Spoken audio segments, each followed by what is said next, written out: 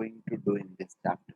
The outline of this chapter is going to be, we are going to initiate or start by understanding different types of matter, forms of matter, their classification, matter and their classification. You guys are mostly aware of it. Then obviously then we are then going to look into uh, a bit of units and dimensions, a very bit of it. Dimensions. Basically fundamental quantities क्या है? That is what I'll be more interested into, fundamental quantities. And from there we will quantities, and from there I'll pick into the details of moles. Details of moles as counting unit. As counting unit. After looking at the basic of moles, then we are going to deal into various aspects like यहाँ पर कुछ और चीजें भी मैं बताऊंगा. I mean, I'll detail out those things. Then we will be looking at laws of chemical combination.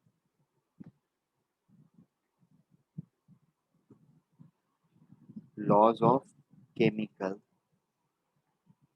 combination.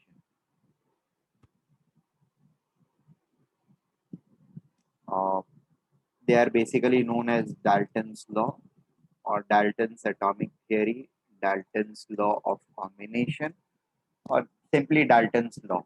Laws of chemical combination. It is not like these all were given by Dalton. They were given by some other scientists, but it was a first.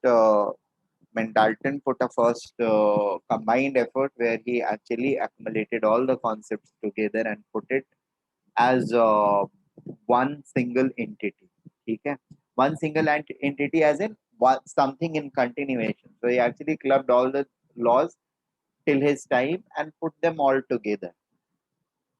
Laws of chemical combination is the next thing which we are going to deal into.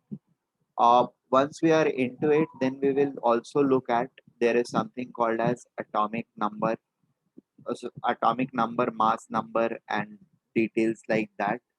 Basically, atomic weight and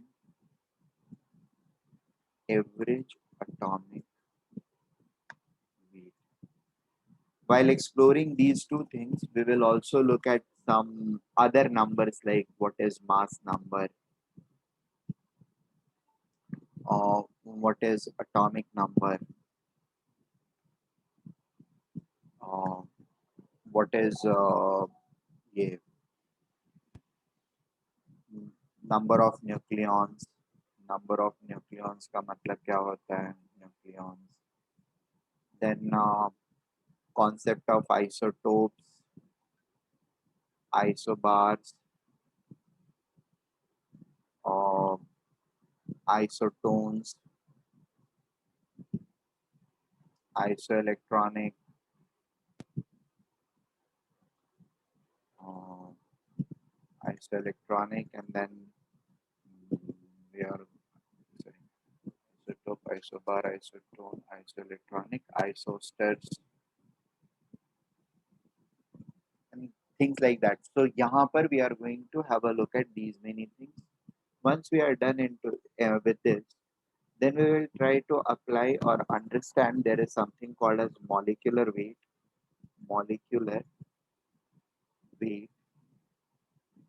and molecules plus compounds.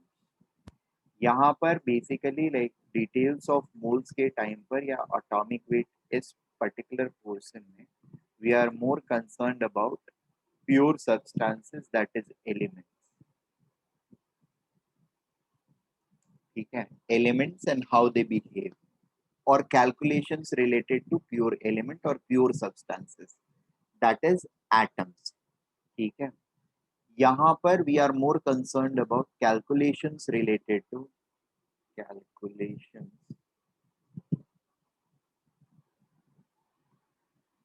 pure elements slash atom, and here we are more into molecular weight or molecules slash compounds, calculations at compound level. यहाँ पर भी we are going to understand average molecular weight, average molar weight, then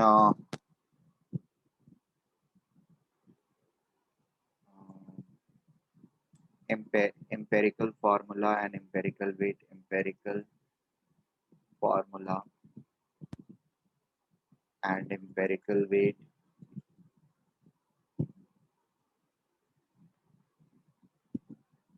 Uh,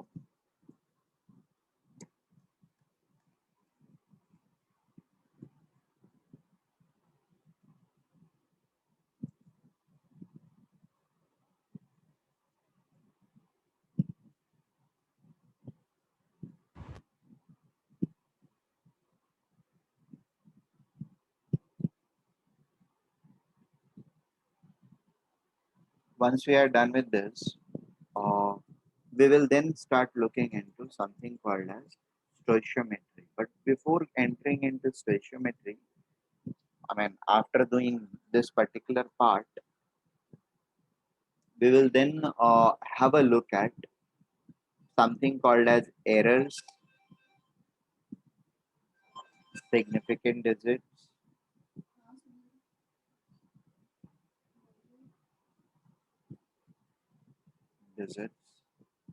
and some other methods of expression or expressing results. Methods of expressing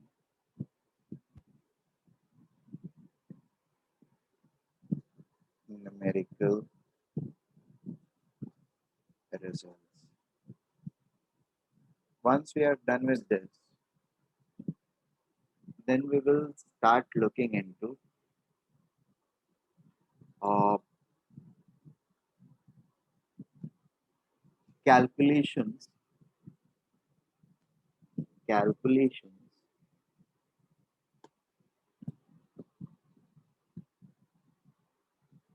slash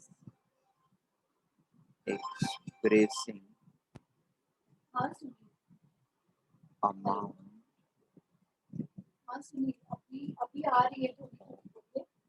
substance in mixtures slash solutions. So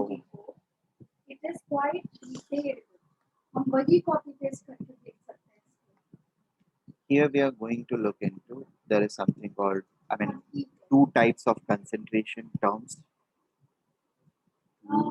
Types of concentration terms.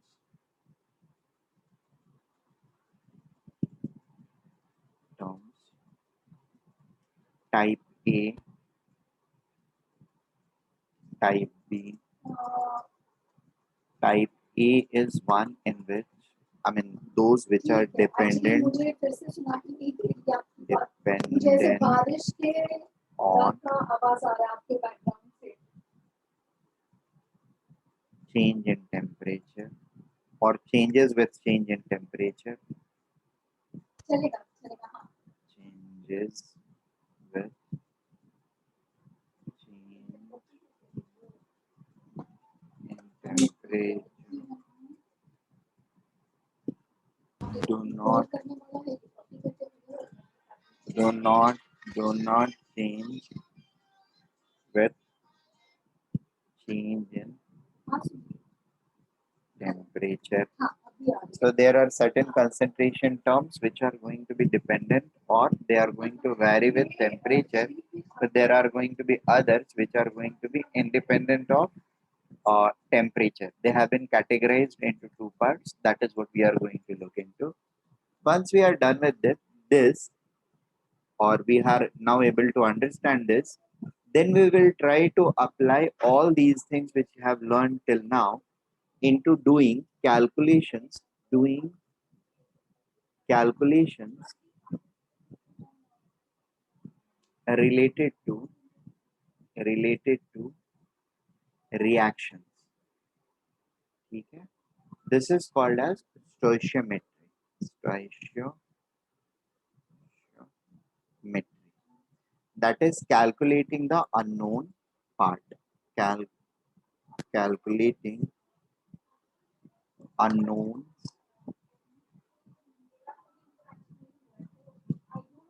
in a reaction.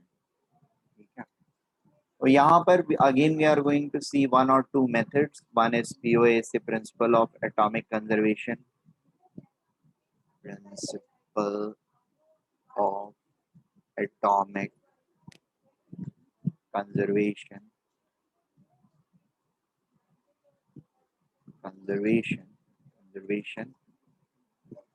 And the other one is limiting plus excess reagent concept. So these are the two things we are going to look into. This is the whole notion under which we are going to look at stoichiometric or solving stoichiometric problems. Once we are done with this, then we are going to look at, there is something called as a special category of reactions called redox reactions. ठीक है, redox reactions. अच्छा, यहाँ पर जब हम लोग ये कर रहे होंगे, सॉरी, रेडॉक्स के आने के पहले स्टोइचियोमेट्री के बाद, I'll give you different types of reactions. Different types of reactions. And like अब different types of reactions में हमारे लिए कुछ useful types जो होते हैं. The one type is acid base neutralization reaction. And दूसरा, एक्चुअली हम सारे रिएक्शंस को दो टाइप में डिवाइड कर सकते हैं, दो ही टाइप में डिवाइड करते हैं. बाकी सारे टाइप्स जो होते हैं ना, वो हमारे किसी और रिक्वायरमेंट के लिए होते हैं. ऐसे हमें जो टाइप चाहिए, I will define these things and will let you know कि क्यों मैं ऐसा बोल रहा हूँ. There are different categorisation of reaction, और एक मेजर कैटेगराइजेशन जो है, that is on the basis of types of reactions which are taking place. One is acid base neutralization reaction which takes place or which are there, and the second one is redox reaction.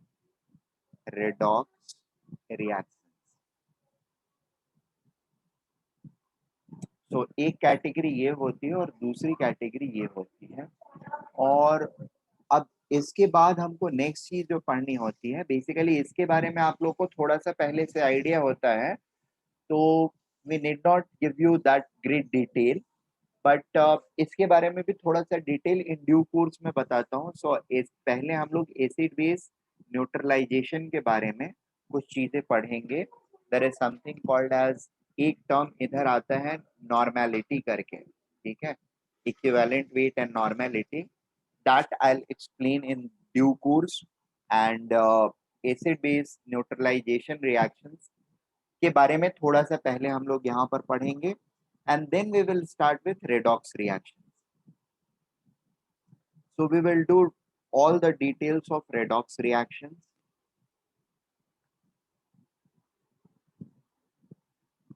What is redox reaction, reduction क्या है, oxidation क्या है, from a new spectrum altogether. And then redox reactions में calculation कैसे करते हैं, n factor क्या होता है, n factor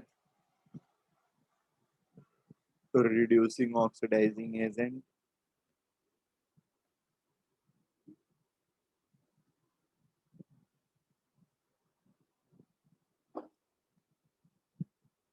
Identifying redox reactions. फिर obviously reducing एजेंट क्या है, ऑक्सीडाइजिंग एजेंट कौन सा है रिएक्शन के अंदर में, वो चीज आइडेंटिफाई करना, एन फैक्टर निकालना. Types of redox reactions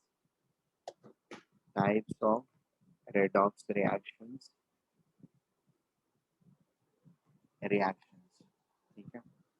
and इसमें एक चीज शुरू में रह गया बताना, oxidation state is an important thing. Oxidation state निकालना, that is something which we will be learning.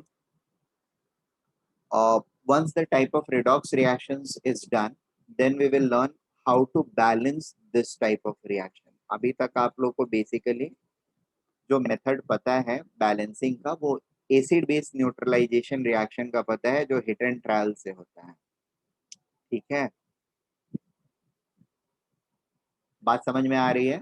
Redox reactions को बैलेंस करने का एक अलग तरीका, एक ज्यादा साइंटिफिक और स्ट्रॉन्ग मेथड हमने डेवलप कर रखा है। That is something which we will be discussing.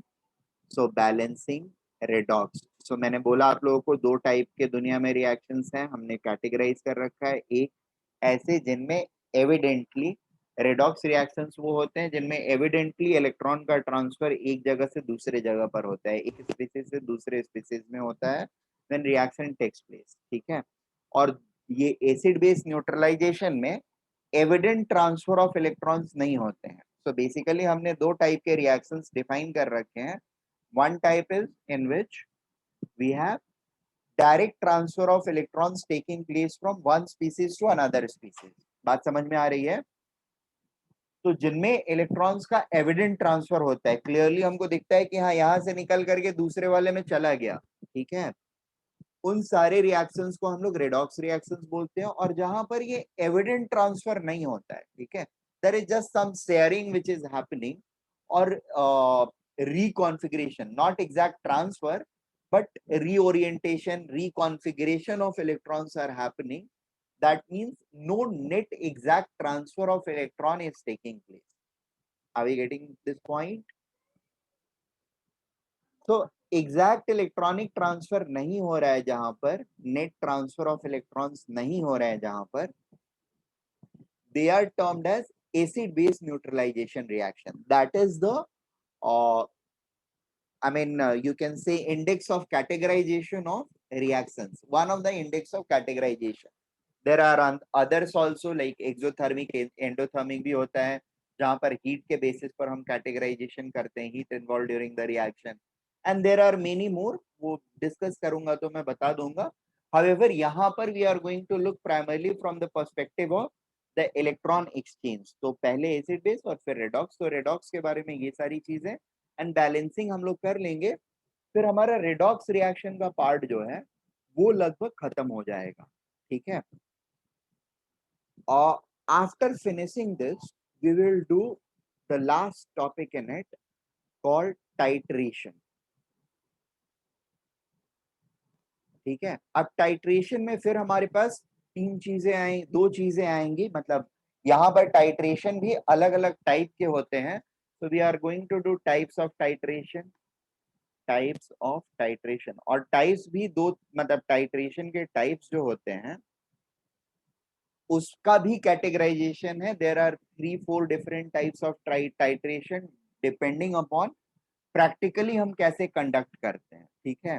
तो प्रैक्टिकल मेथड क्या यूज करते हैं लेबोरेटरी में, उसके बेसिस पर टाइप ऑफ टाइट्रेशन है। और दूसरा टाइप्स जो होता है वो होता है whether we are conducting from acid base neutralisation titration, या एसिड बेस टाइट्रेशन कर रहे हैं, या रेडॉक्स का टाइट्रेशन कर रहे हैं। Are we gate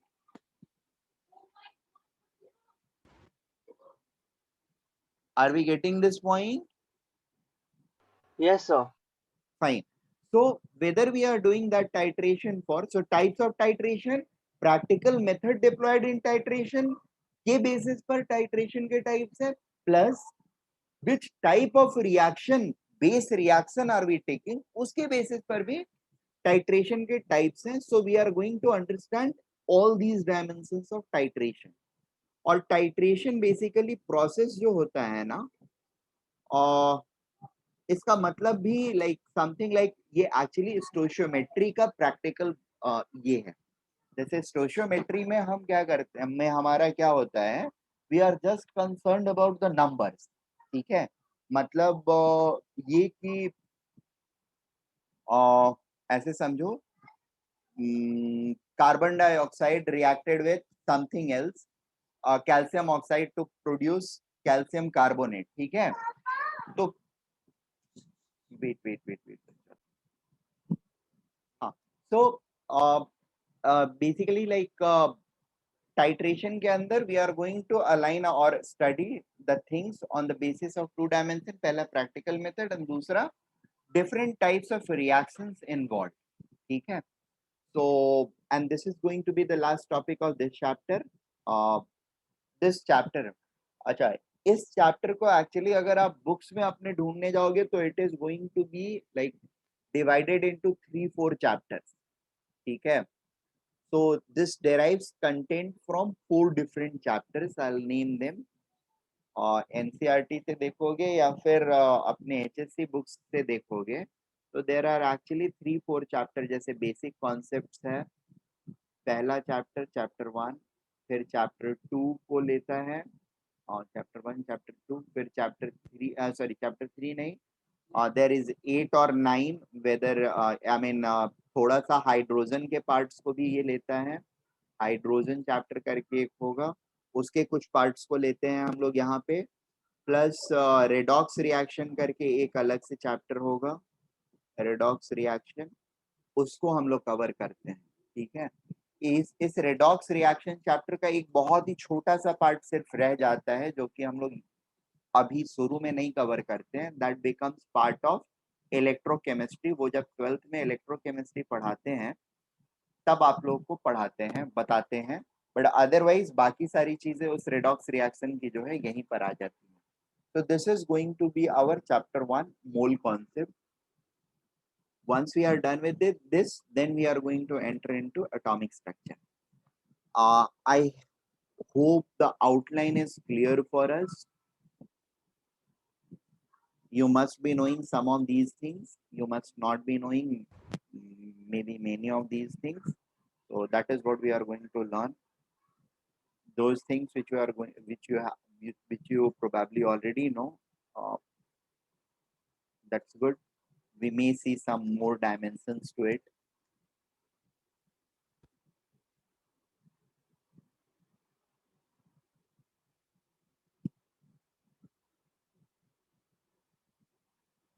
Okay. Matter.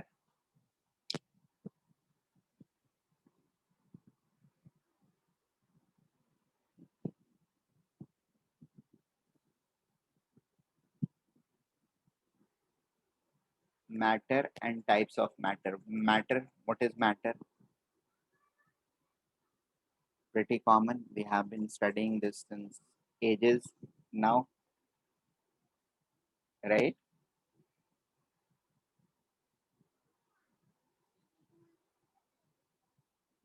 Hello. Hello.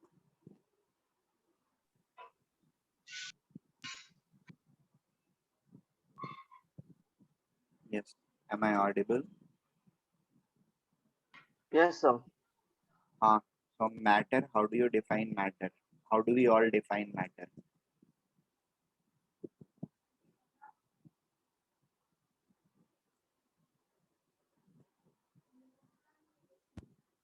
Hmm?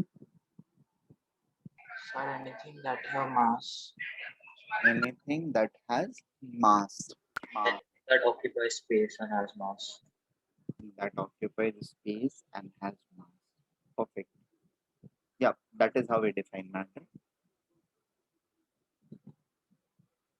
So two key criteria for being or being considered as matter is must have mass,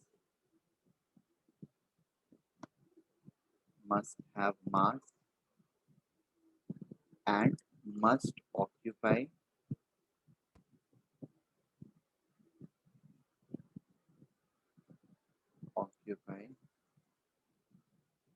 volume. Good. Types of matter.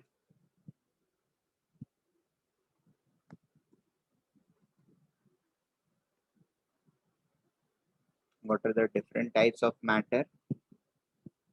Now these are the things where you can answer freely. ठीक है, इसमें कुछ सोचना नहीं है. It is something जो कि just formal exercise है, मैं कर रहा हूँ, जस्ट वांटेड टू नो कि अगर नहीं पता है तो कोई बात नहीं, फिर मैं बताऊंगा, but otherwise you can freely interact. जो आपकी नॉलेज है वो ऑलमोस्ट सही नॉलेज है, I just want it to come to the forefront. ठीक है, so you don't need to be worried कि आंसर दूंगा गलत हो जाएगा क्या। गलत नहीं होगा, believe me, it will be all right. ठीक है, जो आपको पता है वो सही पता है। आई जस्ट वांट कि एक बार आप बोल लो उस चीज को। So what are the different types of matter?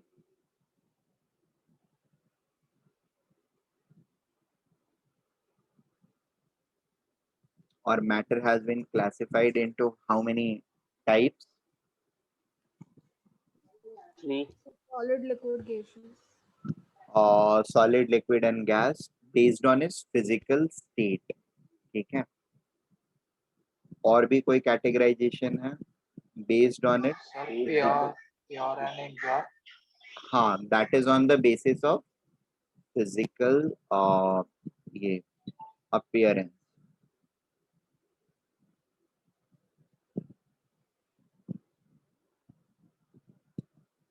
ठीक है, and the other categorization is on the basis of purity. Is it okay? So हमारे पास ये दो कैटेगरीज हैं जिसके बेसिस पर हमारा मैटर कैटेगराइज्ड है। और क्या क्या कैटेगरीज होती हैं, मतलब इन कैटेगरीज के बेसिस पर व्हाट आर डिफरेंट टाइप्स, या you can say these are the two dimensions on the basis of which matter has been classified broadly. Now what are those categories? Hello, sir. ठीक है, on the basis of physical appearance हम कैसे, क्या क्या types होते हैं हमारे? Obviously solid, liquid and gas. Is it right?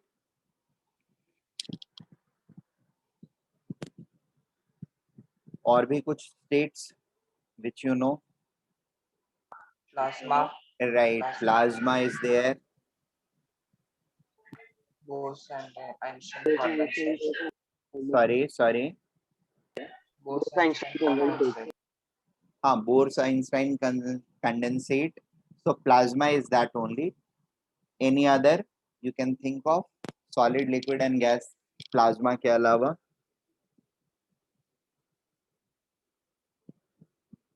There is colloidal state.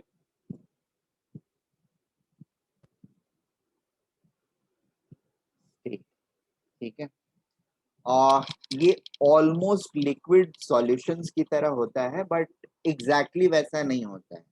ठीक है, और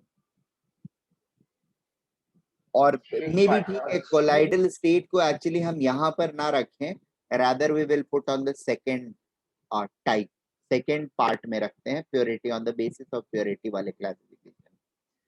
तो on the basis of purity we have classifications like, matter को कैसे कैसे डिफाइन, सॉरी कैटेगराइज करते हैं, what are the different categorisation? It's going to be pure substance and impure substance, right? और pure matter and impure matter. Pure matter क्या होता है?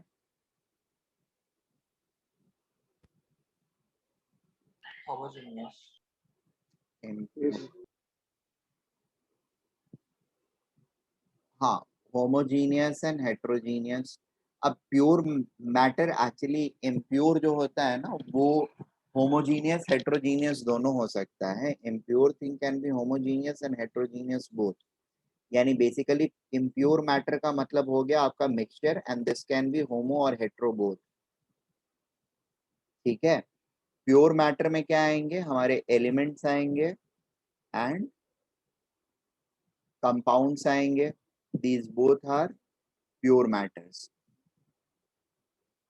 Pure क्यों है? यहाँ पर तो एक ही टाइप का रहता है हमेशा, होमोजीनियस एटम्स रहेंगे। कंपाउंड्स में भी एक लेवल ऑफ होमोजेनिटी रहती है, I mean there is coherency and homogeneity in compounds. ठीक है, मिक्सचर में वो कोहेरेंसी जो होती है वो नहीं होती है, एंड मिक्सचर्स मतलब नहीं होती है ऐसे नहीं बोल सकते हैं। अब मिक्सचर जो होते हैं वो हमारे दो कैटेगरीज में डिवाइड है, homogeneous and non homogeneous. Homogeneous mixtures also known as solutions, ठीक है, and then you have heterogeneous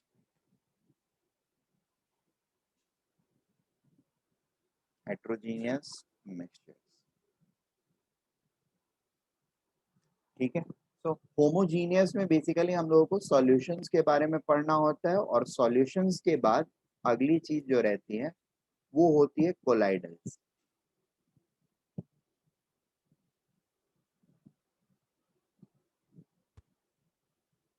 ठीक है। सो होमोजीनियस में एक्चुअली होमो एंड हेट्रो का बाउंड्री होता है कोलाइडल, ठीक है। It is more towards homogeneous, less towards heterogeneous. Are we getting this point? And colloidal के बाद ये रहता है suspension. Suspensions are actually heterogeneous, perfectly heterogeneous.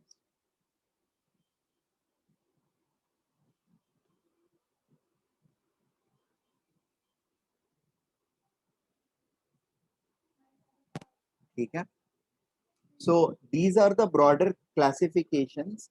अब प्योर सब्सटेंस में एलिमेंट्स कंपाउंड्स आते हैं, एंड देन इम्प्योर मैटर के अंदर में होमोजीनियस मिक्सचर एंड मिक्सचर्स आते हैं which are of homogeneous type and heterogeneous type. Homogeneous तब जब दो कंपोनेंट्स को हम मिक्स करते हैं and they are everywhere same in composition. Same in composition मतलब अगर पूरे रूम के बराबर और हम लोग कोई दो सब्सटेंस को मिक्स करें एंड रूम में अलग अलग जगह पे, दैट इज आपके लेफ्ट वाले कॉर्नर पे और आपके राइट वाले कॉर्नर से दो जगह से छोटा छोटा सैंपल अगर हम लेते हैं, निकालते हैं उस मिक्सचर का, और दोनों सैंपल के अंदर में जो भी कंस्टिट्यूएंट्स हैं उनका कंपोजिशन एग्जैक्टली सेम रहता है, ठीक है, then we call it homogeneous, ठीक है।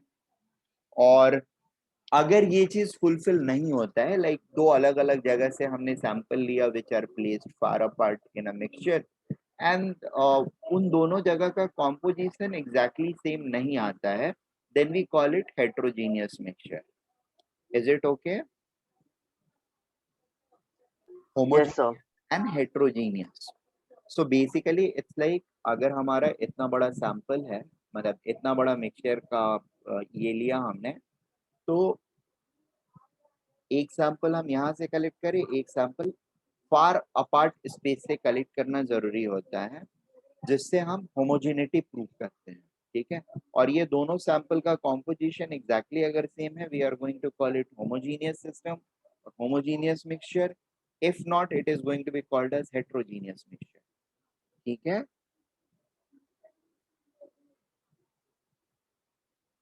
Is it clear? मिक्सचर और ये प्योर एलिमेंट्स, इनको डिफरेंशिएट कैसे किया, जैसे यहाँ पर सेम प्रोपोर्शन में चीजें मिक्स हो रही हैं बट फिर भी हम इसको मिक्सचर बोल रहे हैं, homogeneous mixture, we are not calling it as pure matter. Why? Sir, because there are not same type of particles in the mixture. हाँ, और दूसरा एक चीज होता है कि देखो मिक्सचर जब भी इम्प्योर मैटर या मिक्सचर की बात जब भी हम करते हैं, just by deploying physical methods we can actually separate them, ठीक है। We have multiple methods, physical methods which can be deployed to separate the components of these things, whereas we do not have any physical method, ठीक है। uh, we have chemical methods but no physical methods which can actually separate these entities. जैसे elements को तो separate कर ही नहीं सकते, but compounds के अंदर जो एटम्स है डिफरेंट टाइप्स के, उनको सेपरेट हम फिजिकल मेथड से नहीं कर सकते। तो होमोजीनियस मिक्सचर्स को मिक्सचर बोलते हैं।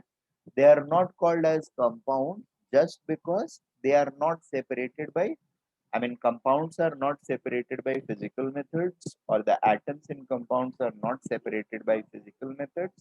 whereas atoms of different types present in homogeneous mixture, they can be separated using physical methods. Is it okay? Or molecules of different types which are present in homogeneous mixture, they can be separated with the help of physical methods. Clear?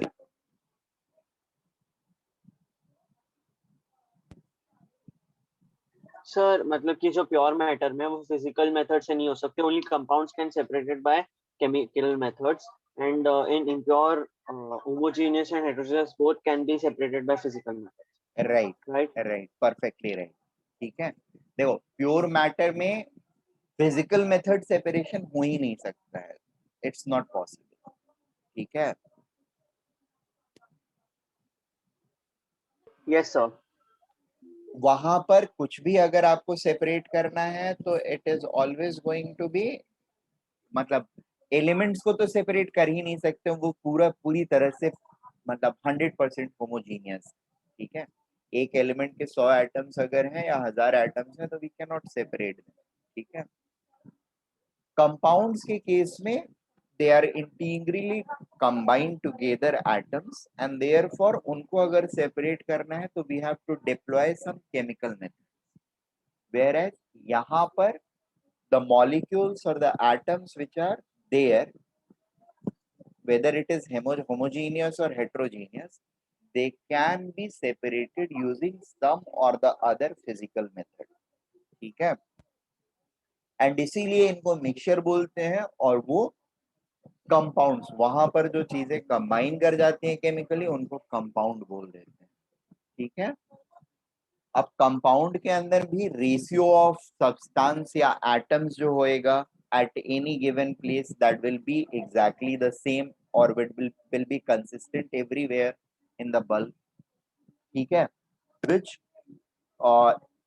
is quite close to the definition of homogeneous mixture, but still इनको हम compound बोलते हैं, इनको mixture बोलते हैं, simply because compounds में सिर्फ chemical method से हम एटम्स को सेपरेट कर सकते हैं, वेयर एज एटम्स या मॉलिक्यूल्स को सेपरेट कर सकते हैं कंपाउंड के अंदर में, वेयर एज होमोजेनियस मिक्सचर में simply by deploying physical methods we can separate them at molecular और atomic level.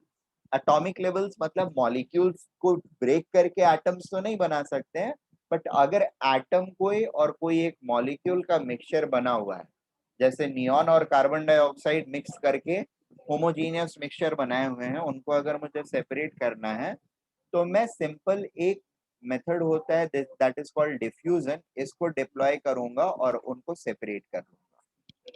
Are we getting this point? Yes sir. Very good. So fine, बाकी के डिटेल्स हम लोग इन द ड्यू कोर्स देखेंगे। These are the broader two classifications of matter. ठीक है, elements sir I have and, a question. बोलो ना।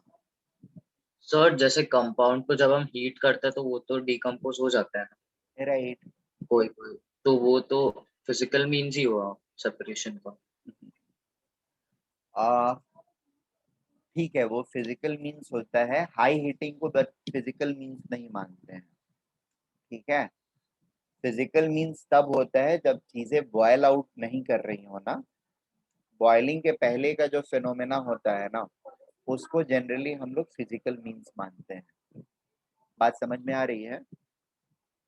हाँ सर। बॉइलिंग पॉइंट हर सब्सटेंस का होता है, और बॉइलिंग पॉइंट तक की हीटिंग जो होती है ना, उसको हम फिजिकल मींस के अंदर में कैटेगराइज करते हैं। बट हाई हीटिंग जहां पर भी होती है, that is never categorised as, or that is not generally categorised as physical means. Is it okay? Yes. और उसको फिजिकल मींस में नहीं मानने के पीछे रीजन ये होता है ना, once you provide high amount of energy तो फिर केमिकल चेंजेस होने लगते हैं। ठीक है, that becomes basis of chemical changes electrons excite होकर के बाहर निकलने लगते हैं एंड वो रिएक्शन करने लगता है सब्सटेंस. तो therefore it is not considered as physical method, then it becomes a chemical method. Is it okay? Yes sir. मतलब ऐसे सोचा जाए कि सर गर्म ही तो कर रहे हैं, कम टेम्परेचर पर करें या ज्यादा टेम्परेचर पर करें, तो वैसे तो यार फिर कोई डिस्टिंक्शन ही नहीं बनेगा. मतलब वैसे अगर सोचने लगे तो एनर्जी ट्रांजेक्शन या एनर्जी कंजर्वेशन रूल को तो हर जगह फॉलो ही कर रहे हैं ना. एलिमेंट्स अगर कंबाइन करके कंपाउंड भी बन रहे हैं तो वहां पर भी कंजर्वेशन ऑफ एनर्जी फॉलो हो रहा है. तो how are we calling it कि transfer of energy is not a physical method, right? Am I making my point clear? मतलब फिर कोई भी केमिकल मेथड जो होगा that can not be considered as chemical, क्योंकि वहां पर नेट इफेक्ट जो है वो तो यही है ना कि transfer of energy is taking place. जैसे एक चीज दूसरे चीज के साथ रिएक्ट कर रहा है तो कुछ ना कुछ एनर्जी का ट्रांजेक्शन हो रहा है, और एनर्जी ट्रांजेक्शन तो फिजिकल मेथड होता है सर. एम आई राइट? या Yes. हमारे आर्गुमेंट्स कुछ इसी तरह के हैं ना. मतलब आपने जो आर्गुमेंट दिया कुछ इसी तरह का लॉजिक था. So there is a distinction. जब हम बॉइलिंग पॉइंट के नीचे किसी चीज को हीट कर रहे होते हैं ना, या उस लेवल तक की एनर्जी अगर सिर्फ प्रोवाइड कर रहे हैं, that is considered as physical treatment. ठीक है. बट बियॉन्ड उसके अगर breaking point, bond breaking point तक अगर किसी चीज को हम हीट कर रहे हैं, then that energy is considered as a chemical method. It no more remains a physical method. Making sense? Yes sir. Fine.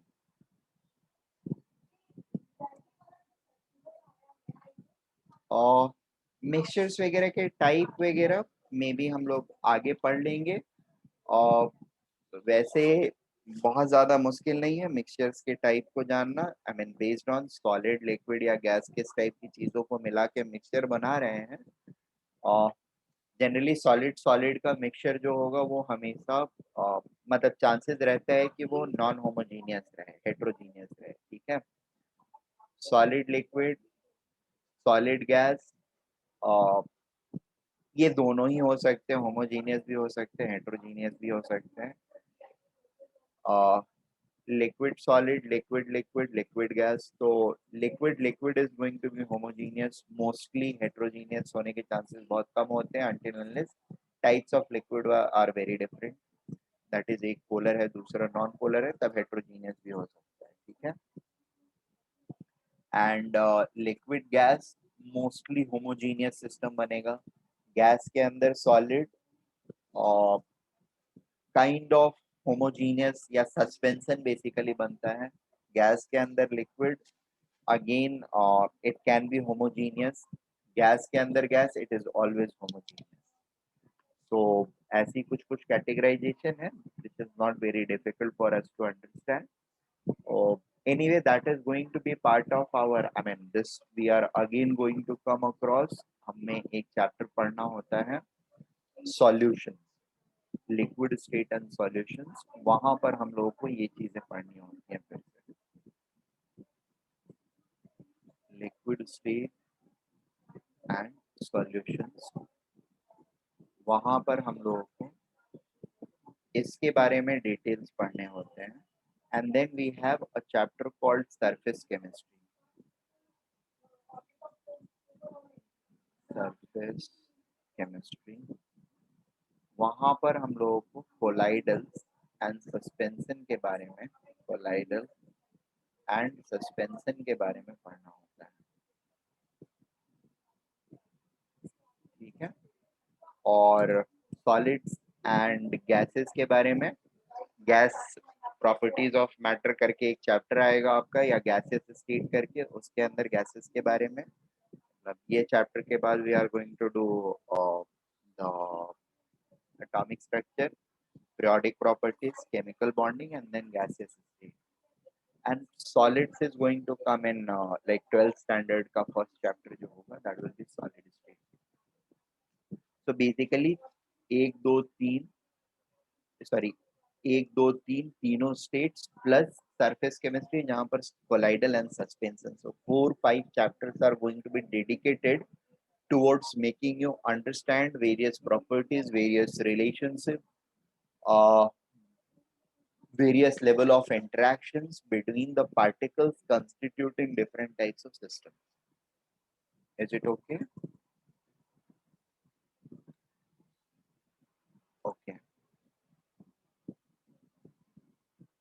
Now next thing is, once we have this categorization, the next thing comes to our mind is, suppose I have matter in my pocket or in my hand, how to express it, or what are the methods to express, what are the methods to express amount slash quantity of matter. ठीक है, ये एक चीज। और दूसरी चीज मुझे ये है कि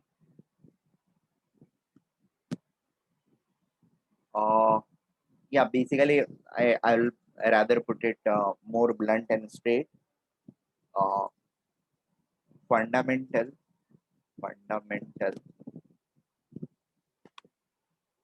physical quantities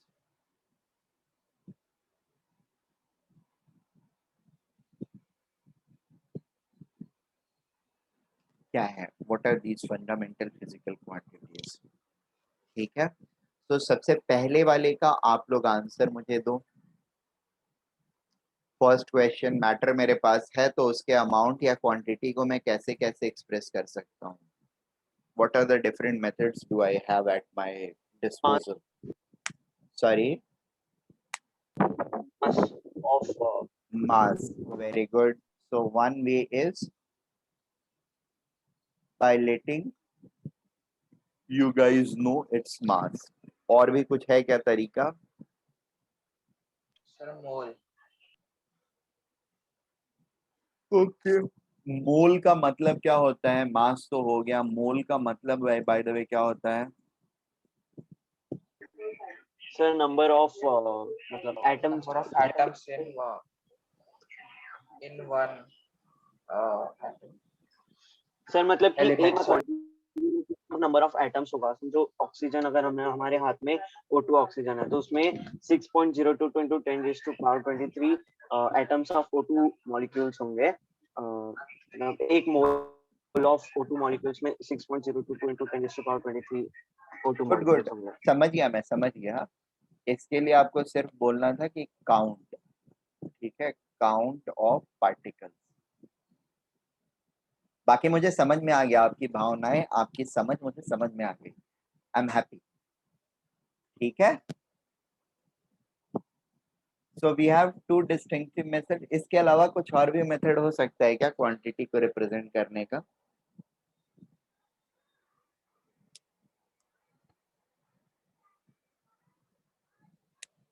Sir, molar mass. हाँ, Molar mass. नहीं वो तो मास ही हो गया ना।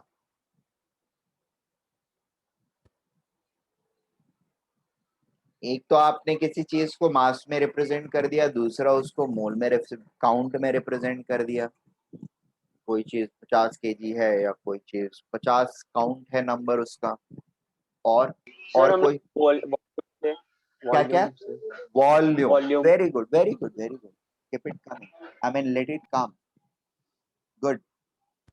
सी, कुछ सेगमेंट्स ऐसे रहते हैं जहां पर मैं आपकी ओपन थिंकिंग चाहता हूं, और अब मैं हमेशा आपसे पूछते रहूंगा एंड आई वांट रिप्लाई। जो आता है आपके दिमाग में वो बोलते रहो। किसी भी क्वेश्चन को लेकर के आपके दिमाग में जो थॉट्स आते हैं, you have to keep expressing yourself, ठीक है ना। उसमें एडिशन मतलब जहां पर बोलूंगा मैं बोलने के लिए, वहां पर बोलना है आप लोगों को। और ये नहीं सोचना है कि गलत होगा या सही होगा, ये बिल्कुल ही नहीं सोचना है, ठीक है। जितनी बार गलत होगा होने दो, कोई प्रॉब्लम नहीं है, we are going to learn, ठीक है।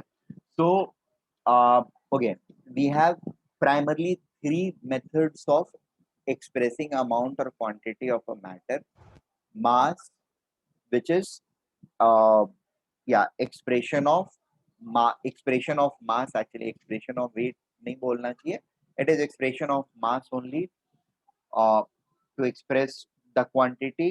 The another is obviously the expression of count of particles present in that matter or that particular quantity of matter, and the third thing is obviously the volume it is occupying.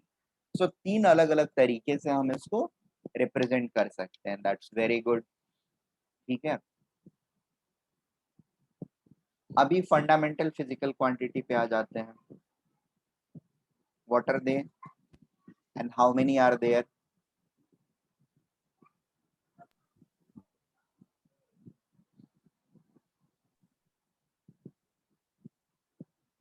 Sir mass, length, फिर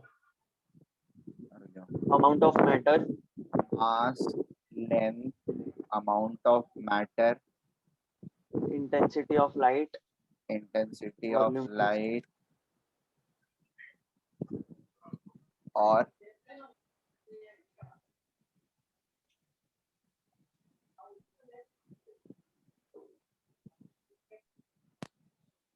sir Sir, temperature.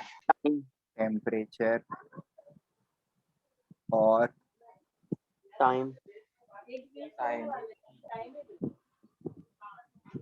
Time और कितने हुए? Luminous. 1 2 3 4 5 6, क्या बचा? Luminous. नहीं, वो CD आ गया, luminous intensity, charge, Cadila, क्या? Current. Current, sir Current. Electric current. Electric current, ampere, ठीक है। ये 7 फंडामेंटल प्रॉपर्टीज या 7 फंडामेंटल क्वांटिटीज होती हैं, फिजिकल क्वांटिटीज। इसमें से we are focused about this, और this is something which is in which we are more interested. Why we are more interested in it? क्योंकि इसको मैं इसके साथ भी रिलेट कर सकता हूँ, और इसको अगर जरूरत पड़ती है तो इसके साथ भी रिलेट कर सकता हूँ, ठीक है। इसको इसके साथ और इसको इसके साथ रिलेट कर सकता हूँ मैं इजीली, इसलिए हम इसके ऊपर कंसंट्रेट करते हैं, ठीक है, fine. Let us then directly, और यहाँ पर जस्ट एक छोटी सी चीज, इस इन 7 के अलावा कुछ और सबऑर्डिनेट क्वांटिटीज भी हैं, हाँ dimensionless, sir, plane angle, plane angle, solid angle, very good, plane angle radian और एंड स्ट्रेडियन, Solid angle.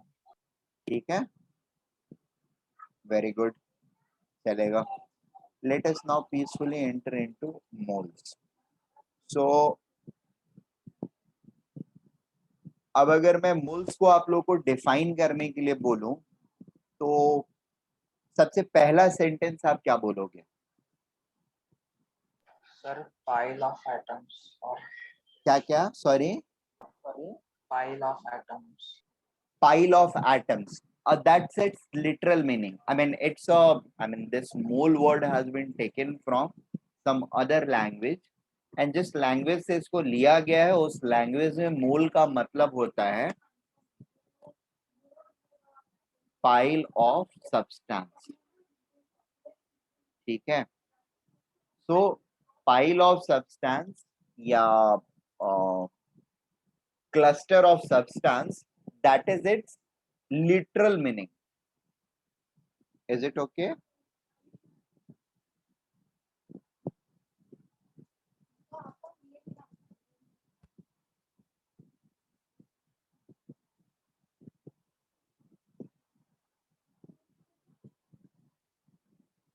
अच्छा देखो, किसी भी चीज को डिफाइन करने जाते हो तुम, तो सबसे पहले क्या बोलते हो या क्या बोलना चाहिए हम लोगों को?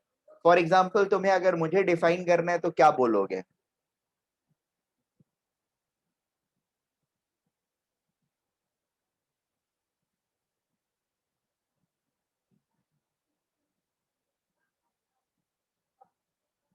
या चलो मुझे नहीं, क्लासेस जिस क्लास में पढ़ रहे हो इसके बारे में कुछ बोलने के लिए बोला जाए, define your classes, what are you going to tell about it? What is probably the first thing from where you are going to start?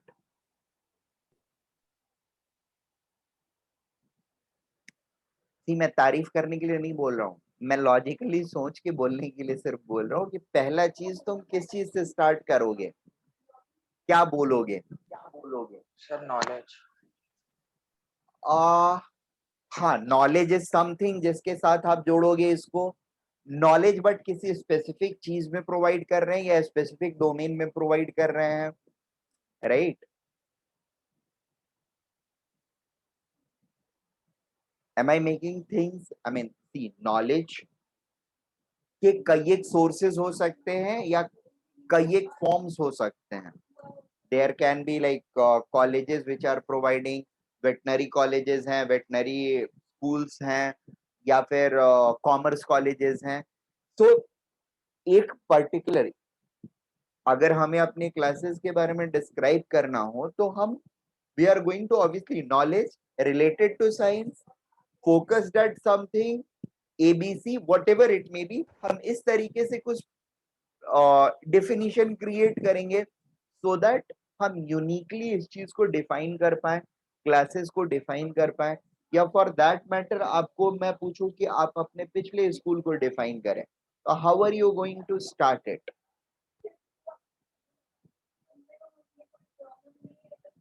What could be probably the first thing you are going? Sorry.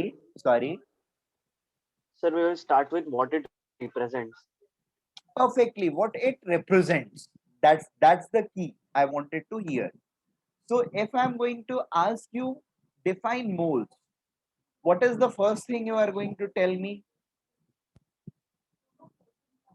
Amount of matter in a collective quantity. Very good. Amount of matter, it represents amount of matter in form of particles, in form of collection of particles. ठीक है, ये एक चीज आपके definition वाले line में होना ही चाहिए, मस्ट है, राइट? और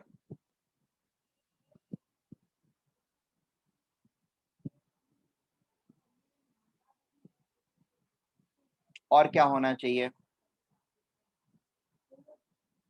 ओके, चलो स्कूल वगैरह के बारे में बहुत सारी चीजें हो गई.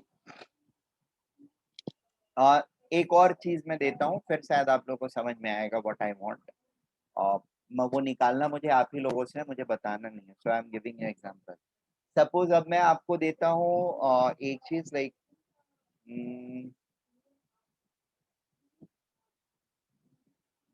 define IITs. So what are you going to say about it?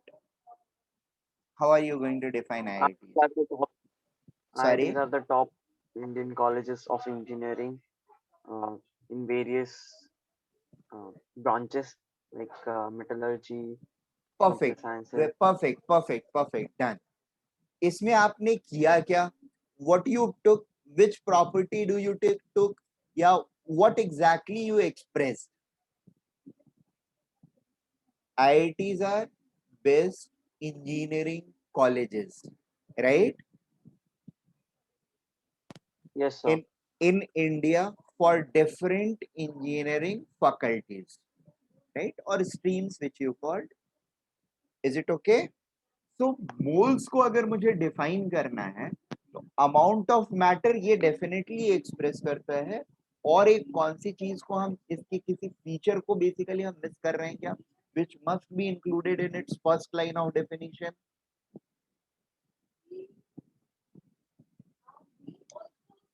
Yes, it is what it is. ये what it is, जैसे IITs क्या है? They are academic institutions. ठीक है, उसके पहले हमने एडजेक्टिव लगाया best academic institution. Is it okay? of a particular type. Fine. Moles क्या है? It is there to express amount of matter. मतलब क्या हुआ? ये क्या है exactly? This is a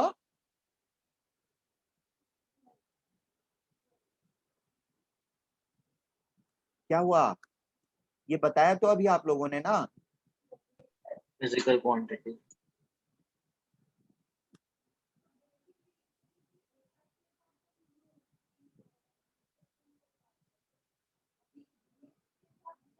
It is a Sir, physical quantity.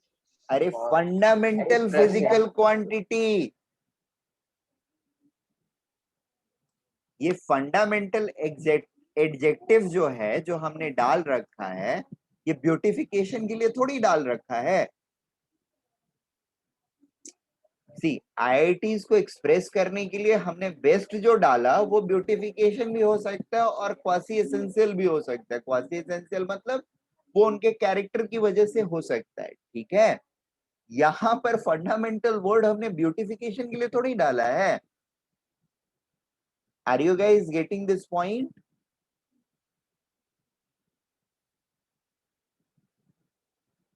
yes sir. मेरी बात समझ रहे हैं आप लोग?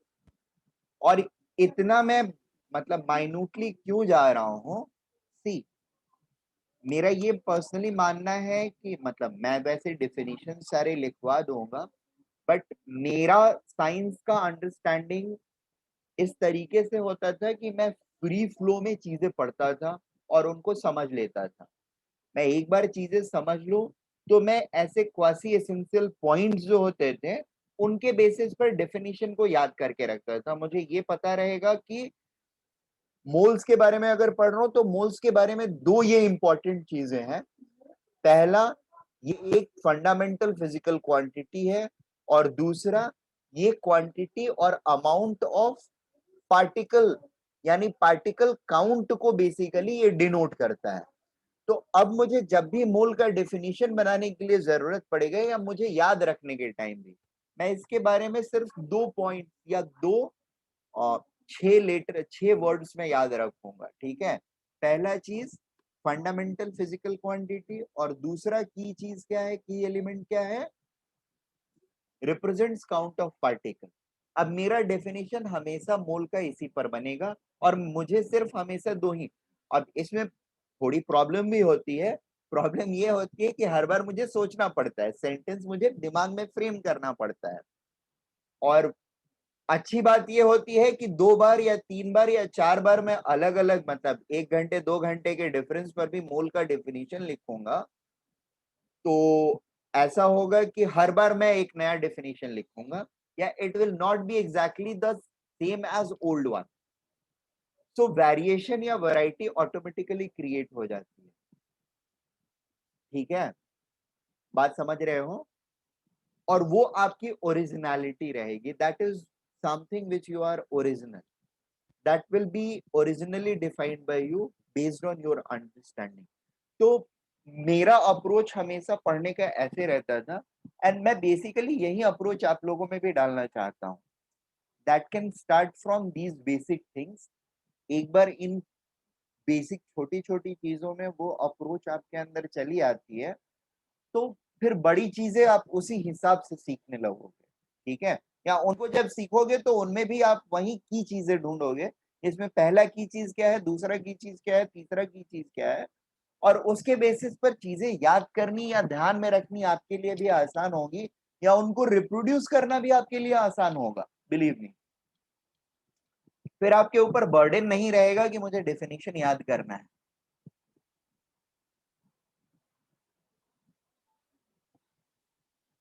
एक्चुअली मैं 8th स्टैंडर्ड में था पहली बार. एंड पहली बार क्या, जब 8th स्टैंडर्ड में था तो सर ने क्लास के अंदर में हमें इलेक्ट्रोलाइसिस प्रोसेस पढ़ाया. ठीक है. Electro deposition. I hope you guys are aware of this, right? Yes, sir. Deposition and electrolysis. And वो क्लासरूम में पढ़ा दिए and then he asked us to, मतलब वही क्लासरूम में पढ़ाया अभी 15 मिनट, समझाया पूरा मेहनत करके सर ने, देन ही सेड कि right it in your own words and show me. So this was an exercise, and it was first time when I realized that I have like, what should I say? I have a better level of understanding compared to any one of my batchmate in the class. I wasn't topper at that time, 8th standard या किसी भी standard में मैं topper नहीं था class का, चौथे पांचवे छठे रैंक पर रहता था, वो भी 7th ऑनवर्ड्स. 7th के पहले और बुरा बच्चा, मतलब academically I was more poor guy. ठीक है, रैंकिंग वगैरह काफी गड़बड़ रहती थी, I was low ranker. 7th के बाद से थोड़ा सा ट्रांसफॉर्मेशन हुआ, थोड़ा पढ़ रहा था तो रैंक वगैरह थोड़े अच्छे हो गए, पांचवे छठे, चौथे पांचवे छठे रैंक पर रह लिया करता था. बट 8th स्टैंडर्ड में ये जो सर ने समझाया, and then I wrote it and wrote it properly, and it was like 40-45 बच्चों के क्लास में I was the only one. Class के टॉप 3-4 बच्चे जो थे, जो एक्चुअली मार्क्स में टॉप में रहते थे, they were not able to write it, and then I realized कि okay, there is something good in me, कुछ हो सकता है मेरा भी, and things started happening. So अब ये छोटी सी चीज बताने के पीछे रीजन ये था, there should be a sparking point जहां से आप लोग, मतलब किसी का भी अप्रोच या transformative way of thinking should develop. ठीक है, it can be anything, can come from and it come at any time as well. For me it is like, मैं हर बार बोलते रहूंगा आपको, सो दैट मैं अल्टीमेटली आपको उस तरीके से मोल्ड कर दूं जो तरीका मुझे चाहिए है कि नहीं, आप इस तरीके से सोचो या इस तरीके से चीजों को करो. ठीक है, तो यहाँ पर दूसरा इंपॉर्टेंट चीज मोल्स के रिगार्डिंग में क्या है, फंडामेंटल या की चीज, it is a fundamental physical quantity. Fundamental physical quantity. अब एक अच्छा सा डेफिनेशन इन दोनों को ऐड करके बनाओ तो, और ये मुझे बताओ कि ये दोनों की पॉइंट्स जो हैं, दोनों एक ही डेफिनेशन के पार्ट होंगे, they will be part of same sentence, they has to be part of same sentence. Now what do you think which should be put first, this one or this one? Uh Second one. Sir, second, first, and second then the first. second one should come first and then the followed by second one in your sentence, right? ऐसा ही framework होना चाहिए. That's pretty good, pretty good. So prepare a sentence. Sir, prepared. It is a fundamental physical quality quantity which represents the amount of matter. Perfect, very simple and very logical as well. ठीक है, amount of matter or count of particle in a given amount of matter. Count of particles in given amount of matter. ठीक है, Yes, sir. Perfect. सारे लोगों को समझ में आ गया, कोई प्रॉब्लम नहीं है ना? अपना अपना डेफिनेशन अपने अपने नोटबुक में लिख लो.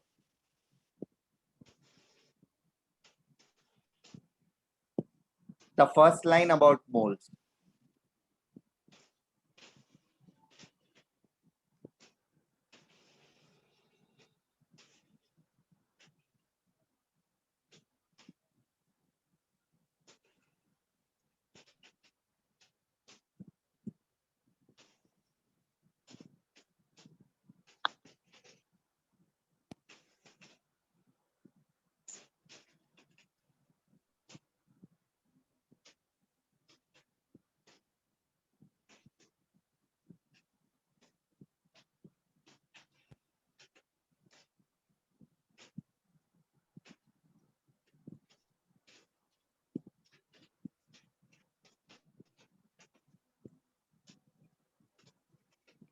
हाँ, डेफिनेशन लिख लिया हम लोगों ने। हाँ sir.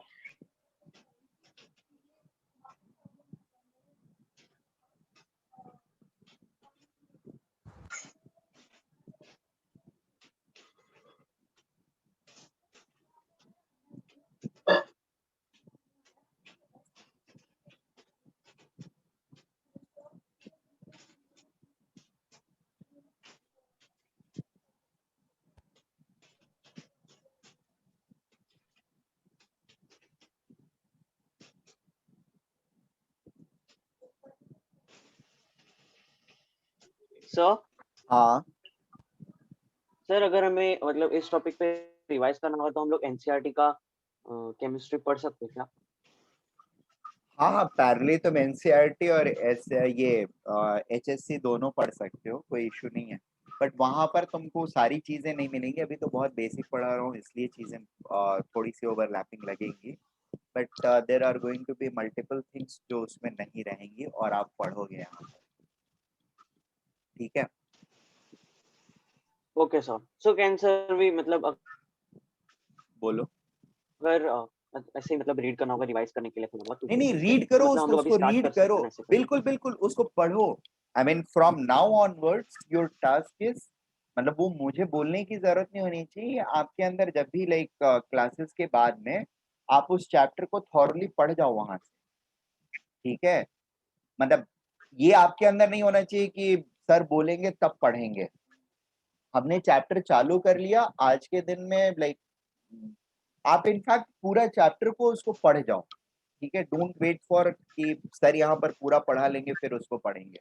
In fact I would like कि आप ये शुरू हुआ तो उसको आप पढ़ लो। That is going to give you some fragmented knowledge या something we are going to teach here, I mean teach you much more over here.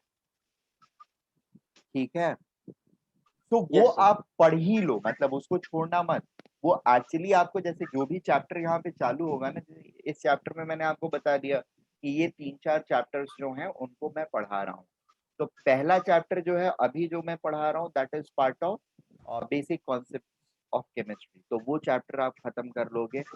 फिर थोड़ा आगे और बढ़ूंगा मैं तो चैप्टर सेकंड की चीजें कवर करने लगूंगा, तब मैं बता दूंगा चैप्टर सेकंड पढ़ लेना। उसके बाद आपको रेडॉक्स रिएक्शन का जब मैं बताने लगूंगा तो वो आप रेडॉक्स रिएक्शंस वाले टाइम में पढ़ लेना, और बीच में काफी सारी चीजें पढ़ाऊंगा जो आपको कहीं नहीं मिलेगा बुक में, तो उसके लिए कुछ कर नहीं सकते हो, उसके लिए आपको इसी मैटर पे रिलाई करना पड़ेगा। ठीक है, और प्रॉब्लम्स जो रहेगी उनको सॉल्व करना पड़ेगा। उसका एक्चुअली थियरी आपको कहीं पर मिलेगा नहीं, that is part of practical chemistry. Am I making sense? जैसे स्टोइचियोमेट्री वाली चीजें जब कराऊंगा ना, तो उसमें काफी सारी चीजें ऐसी कराऊंगा जो आपके बुक में अभी नहीं मिलेंगी या है नहीं। दैट डजंट मीन कि वो हमारे सिलेबस का पार्ट नहीं है, that is part of practical chemistry. वो जब प्रैक्टिकल्स होंगे तो यू विल कम टू सी कि वो है पार्ट। ठीक है,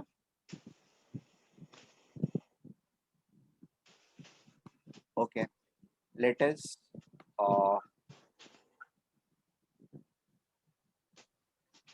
understand something more about moles. ये दो चीजों के बाद अगली इंफॉर्मेशन क्या है मोल्स के रिगार्डिंग? अगली फंडामेंटल चीज, काउंटिंग को ये रिप्रेजेंट करता है, काउंटिंग ऑफ पार्टिकल्स को, and it is one of the units of counting, right? No, I mean, it is nothing but a unit of counting. Can you let me know other units of counting?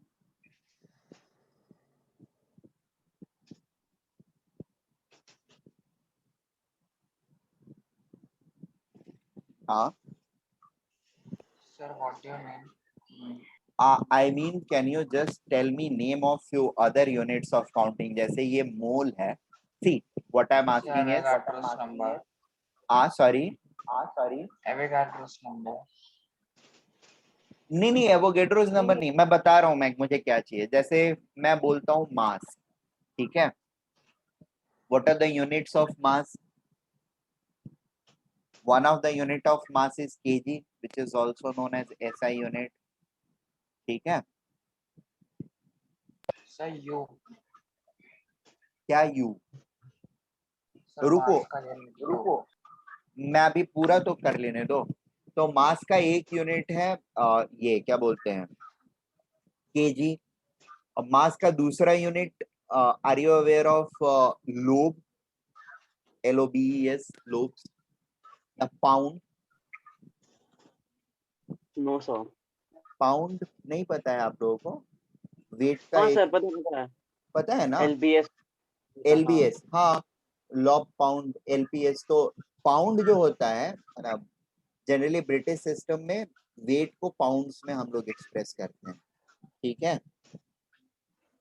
तो pound is another unit of weight, ठीक है? Indian system पता है आप लोगों को, weight measurement का Indian system?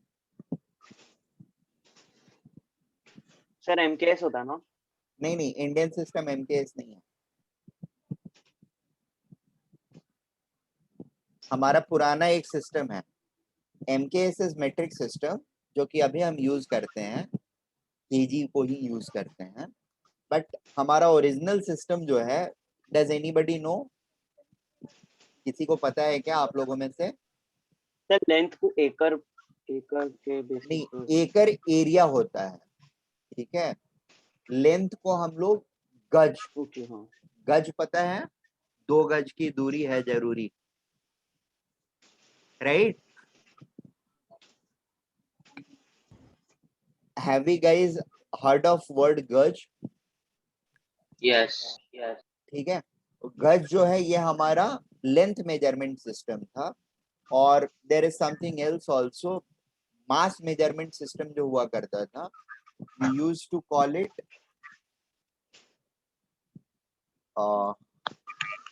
the word is there,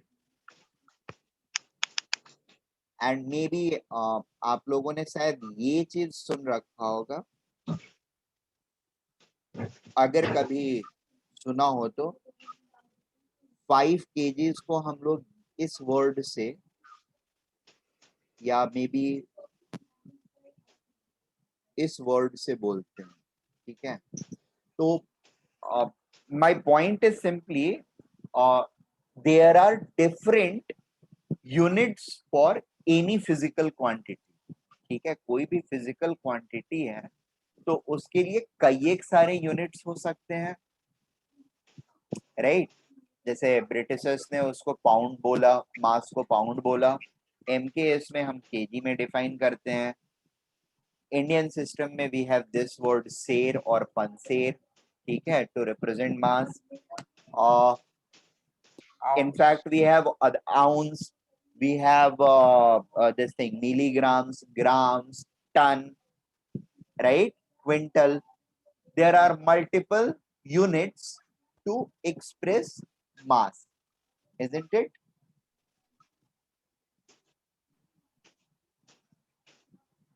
Am I making sense?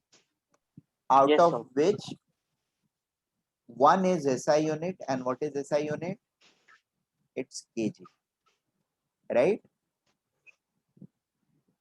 It does not mean that mass does not have any other unit. There are many other units, and there is obviously exists a interconversion between them, right? kg को quintal में convert करना है, quintal को kg में convert कर सकते हैं, शेर को kg में कन्वर्ट कर सकते हैं, kg को शेर में, या kg को पाउंड्स में कन्वर्ट कर सकते हैं, पाउंड्स को kg में कन्वर्ट कर सकते हैं, सिमिलरली आउंस को भी कर सकते हैं, ठीक है? Are we getting this point? Similarly moles जो है, that is unit of counting, no doubt about it, and this is also what SI unit of counting. However, there are other units of counting as well, रहेंगे ना? ऐसे थोड़ी कि सिर्फ एक मोल ही रहेगा, there are many and you know many of them. The good thing is you guys know many of them, but you never realize it. Can you name a few? By revolving or rotating your brain a bit, realizing what you know. Mole is surely the SI unit of counting. What are the other units of counting?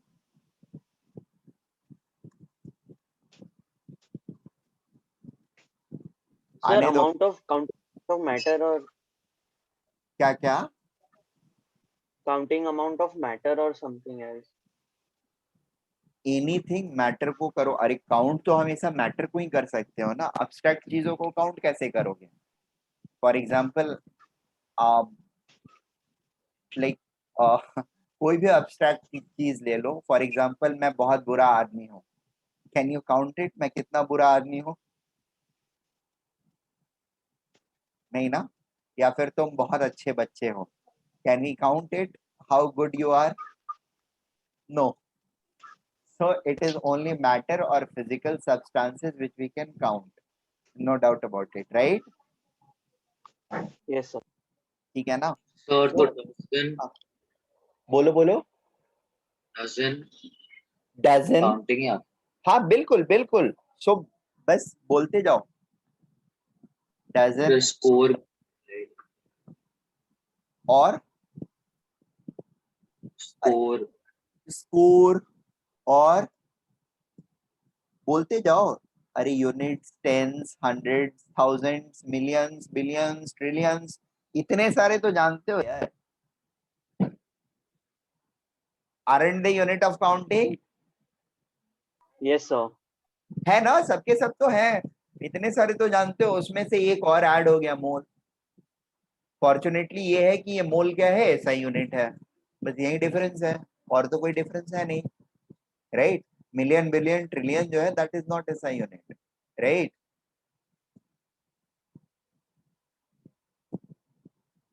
Is it okay? Yes, sir. Fine. So mole is SI unit of counting and other unit of countings, you know. Fine. अब ये counting में किस quantity या किस count को ये actually represent करता है? जैसे if I say dozen, dozen represents what? Collection of 12. ठीक है. या मिलियन मैं बोलता हूँ तो मिलियन क्या रिप्रेजेंट करता है? A collection of 10 to the power 6 things at a time. Moles क्या रिप्रेजेंट करता है? अ कलेक्शन ऑफ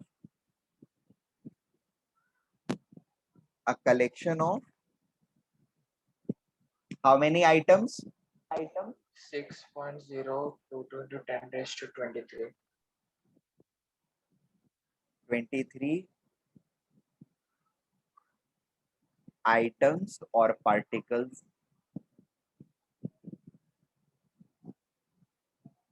ठीक है. अब आइटम्स या पार्टिकल्स क्या हो सकते हैं? तो यहाँ पर when we are talking about science, it can be anything like atoms, molecules, radicals, even stars भी हो सकते हैं for that matter, isn't it?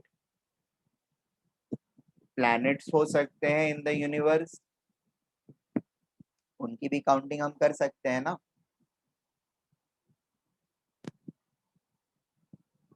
Right? So collection of this much items or particles is going to be referred as moles. इस चीज को हम लोग एक और नाम से जानते हैं. इस नंबर को सिर्फ. ठीक है. क्या बोलते हैं? इसका नाम क्या होता है? Avogadro number. Right.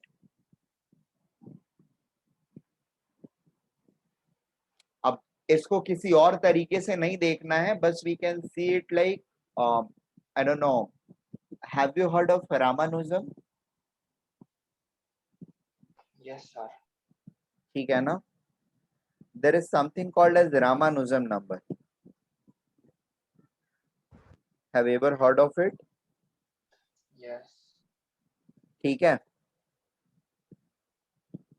So similarly, जैसे वो एक नंबर है या सेट ऑफ नंबर्स है, वैसे ही ये एक नंबर है जो एक पर्टिकुलर चीज को रिप्रेजेंट करता है, या फिर इसको एक स्पेशल नाम से जानते हैं. That name is Avogadro number. और ये स्पेशल नेम देने के पीछे the reason is foresightedness of mister Avogadro. ठीक है. ये चीज हमको, ये नंबर का पता हम लोग को एग्जैक्टली जा करके 1940s 1950s में चला कि इतने पार्टिकल एक मोल में होते हैं। ठीक है, एक्सपेरिमेंटली हमको ये काउंटिंग का पता 1940s 1950s में चला। And this fellow Avogadro was there in 18th century, sorry, early 19th century. इन्होंने, he was so intelligent, he predicted this behavior कि कलेक्शन ऑफ पार्टिकल्स एग्जिस्ट करेंगे और उसमें फिक्स्ड नंबर ऑफ पार्टिकल्स होंगे in one mole. इस type का कुछ prediction इन्होंने ईयर 1811 में अपने हाइपोथेसिस में कर दिया। ठीक है, he didn't prove it experimentally, but he definitely proved it through arguments or logics. And इस चीज को रेस्पेक्ट शो करने के लिए साइंस फैटर्निटी ने, जब हमने ये प्रूव कर लिया कि okay one mole has this much fixed amount of number, इस नंबर को ये स्पेशल नाम दे दिया हमने। ठीक है, हावेवर इस नंबर को फाइंड करने में एवोगेड्रो का कोई कंट्रीब्यूशन नहीं है। Are you getting this point? इस नंबर को एक्सपेरिमेंटली फाइंड आउट करने में एवोगेड्रो का दूर दूर तक कोई कंट्रीब्यूशन नहीं है। ठीक है, but it was just like he has, or you can say theoretically conceptualize that एक फिक्स्ड नंबर होगा। ठीक है, इसलिए इस नंबर को हम एवोगेड्रो नंबर भी बोलते हैं। फाइन, ये पार्ट क्लियर है, कोई इशू नहीं है ना? अब एक छोटा सा question,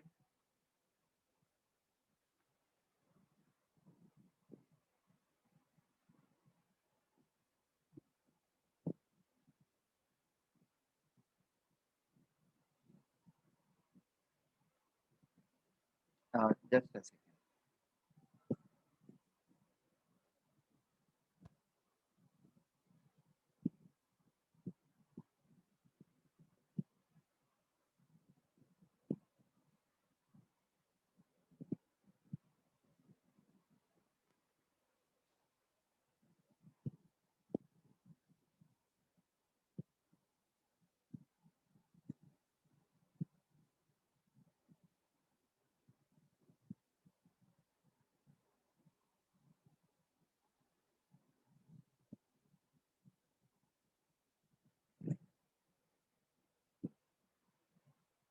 Okay, let us take this question.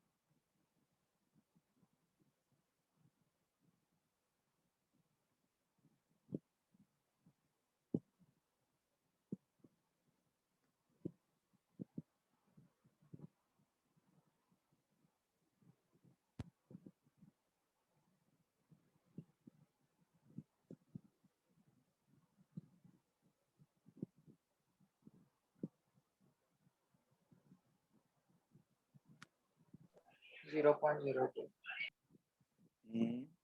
Solve कर लो एक बार ठीक से।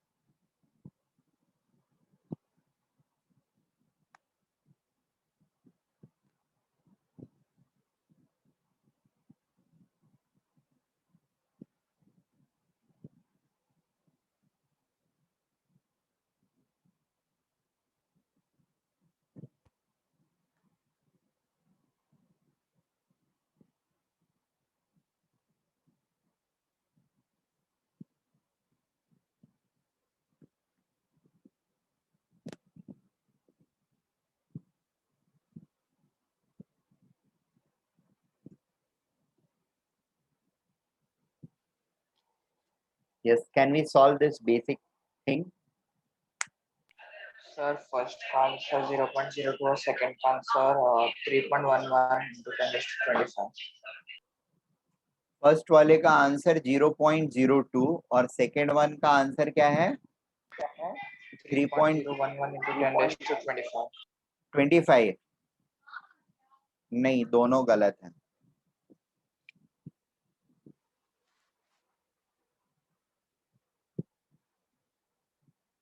सोच के बताओ, सोचो, you will have to think. See, ये क्वेश्चंस में एक्चुअली आपको एक फॉर्मूला बताने के बाद भी दे सकता था, और मेरा ये मानना है कि उस फॉर्मूले के बगैर भी आप इसको सॉल्व कर सकते हो if you have done your 5th 6th standards perfectly. ठीक है, सर जहां फर्स्ट पर आपको यूनिटरी मेथड सिखाए जाते हैं। हाँ, फर्स्ट का आंसर 5050। ओके, और फर्स्ट का आंसर इज 5050। ठीक है, और सेकंड का आंसर?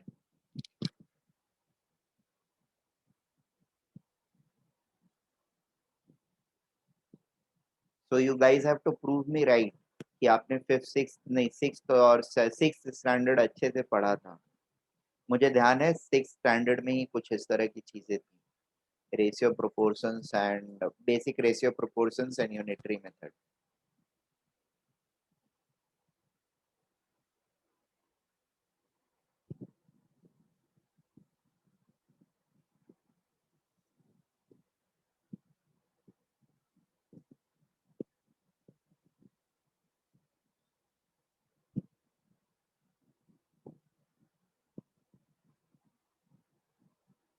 सर मेरे को सेकंड का आंसर आया 12। नहीं एक्चुअली नहीं सर, वो 12 का आंसर क्या फॉर्मेट में देना है, मतलब? सेकंड का आंसर हाँ क्या फॉर्मेट में देना है? एक ही फॉर्मेट में दे सकते हो, standard format, right?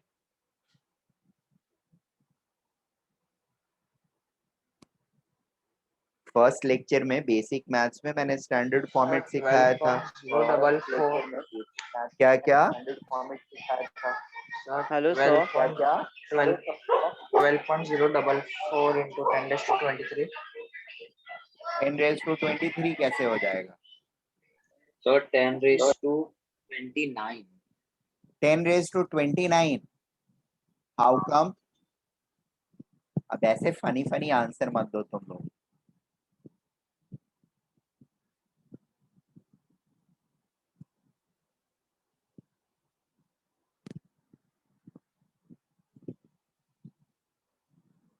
Sir, sorry, 3.011 into 10 raised to 23. 10⁻23? 23. अच्छा, यहाँ पर सेकंड का आंसर ये कर दूं मैं? नहीं, अभी भी गलत है। Sir 12.044 into 10⁻21। 10⁻21। Yes, now it is making a bit of sense.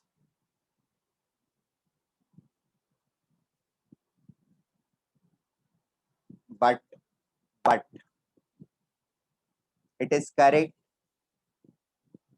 but there is a but. It should have been better expressed as 1.2044 into 10 to the power 22. Is it okay? This Sir, is the standard form. हाँ बोलो। sir, in this means representation, we have to show scientific representation or standard representation. Scientific सिर्फ order of magnitude के time पर use करते हैं। जब पूछा जाए ऑर्डर ऑफ मैग्नीट्यूड बताने के लिए तो उस समय सिर्फ साइंटिफिक नोटेशन में लिख करके ही हम बता सकते हैं। ठीक है, अदरवाइज हमको कौन सा यूज करना होता है? हमेशा स्टैंडर्ड फॉर्म यूज करना होता है। क्लियर? अब let us come to the unitary method of these things. ठीक है,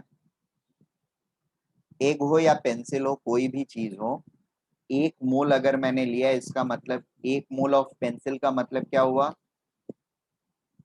what do we mean by 1 mole of pencil? 6.022 into 10 raised to power 23 pencils. Right? Does everyone agrees to me? Yes, sir. Or anyone have any other idea about it? Similarly, 1 mole of egg का मतलब क्या होगा?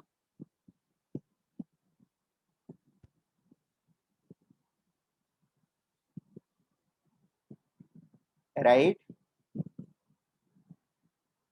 ये बात समझ में आ रही है हम सारे लोगों को? Yes, sir. Very good. अब यहाँ पर दूसरे पार्ट में ये पूछा हुआ है कि if we have 3.011 into 10 to the power 23 pencils, कितना? 3.011 into 10 to the power 25 pencils. How many moles do I have? Right? Unitary method कैसे अप्लाई करते हैं? Do we have any idea? If you get 3 oranges or 4 oranges for 10 rupees, how many will you get in 50 rupees? If you get 4 oranges in 10 rupees, how many oranges will you get in 50 rupees?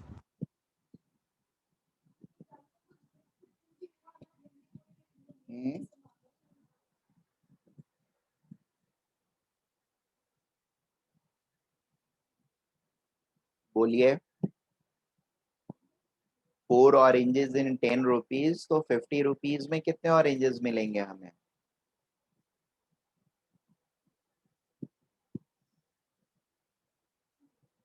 How are you going to 20 solve? It will be 20. And how are you going to solve it? cross multiplication.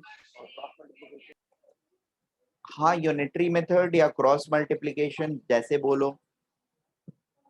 Unitary method is a method of cross multiplication only, where you tend to find price of one thing or cost of one thing or maybe time taken to do one thing, and then you try to multiply it if you have to get it, I mean get n number of things, right? Similarly यहाँ पर हम करेंगे, similar तरीके से हम यहाँ पर भी approach कर सकते हैं. If 1 mole of pencil is this much pencils, then 3.011 into 10 to the power 25 pencils will be how much? Can all of you now calculate it and let me know the number?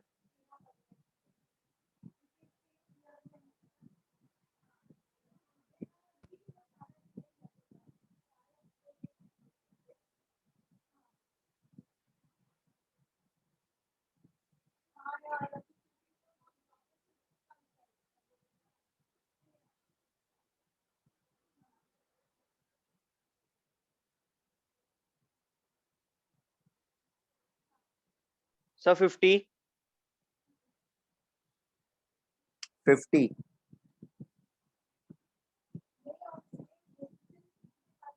ठीक है, प्रतीक्षा ने 50 बोला. और 50 किसने बोला? अभी 50 और किसने बोला? तो मैंने हर्षित. हर्षित ने बोला. Very good.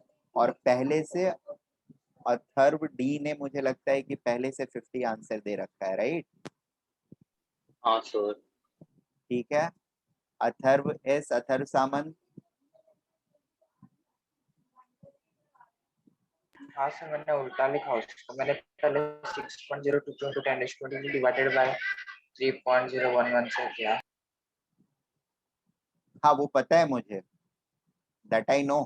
वो उल्टा ही मेरा प्रॉब्लम था. वो उल्टा नहीं होना चाहिए था ना. यूनिटरी मेथड में आप उल्टा क्यों कैसे कर सकते हो? और ये हम जनरली करते हैं क्यों? क्योंकि हम लॉजिक सोचने के बजाय मैकेनिकली करने की कोशिश करते हैं उसको. Are you getting my point? आप उसको मैकेनिकली करने की जब कोशिश करते हो ना, अच्छा इसको इससे डिवाइड कर देते हैं, इसको इससे डिवाइड कर देते हैं, तो अब ऊपर किसको लेना है और नीचे किसको लेना है आपको पता ही नहीं चलता है most of the time. And that is what we call mechanically doing things. That should not happen. अगर आप सोच के करोगे तो फिर होएगा, आपने वो उल्टा किया है क्योंकि आपने ये सोचा नहीं कि आपको निकालना क्या है. Are you getting this point? Yes, sir. Your thought process would have been basically तुम इसी तरीके से सोच रहे हो, इसको उल्टा करके सोचे ही नहीं तुम. 6.022 into 10 to the power 23 pencils is 1 mole. तो 3.1 into 10 to the power 25 pencils will be how many? ठीक है. वैसे एक फॉर्मूला मैं सिंपली आपको दे देता हूं. Number of moles is going to be what? Number of moles is simply going to be count of particles. Now this is something not a rocket science, divided by Avogadro number.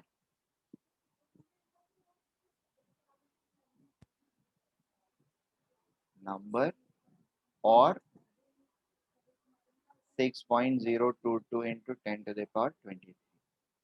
So count of particle को अगर मैं इस चीज से divide कर दूंगा तो what I'm going to get is number of moles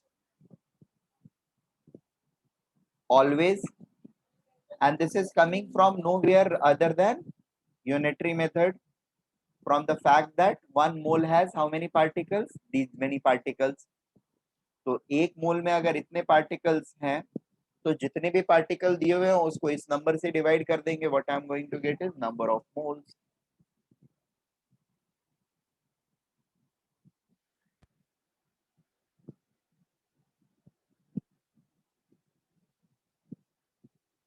is it okay?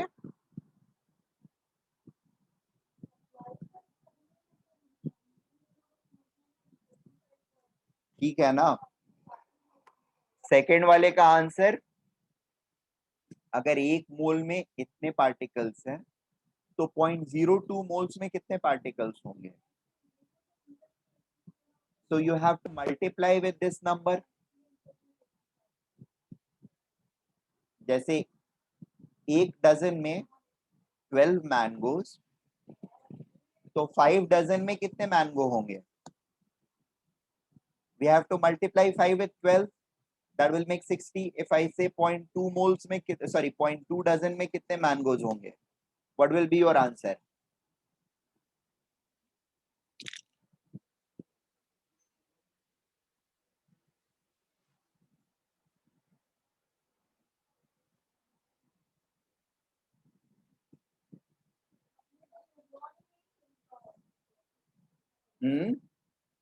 Mango वाले क्वेश्चन का क्या आंसर होगा? 0.2 डजन में कितने मैंगोज होंगे?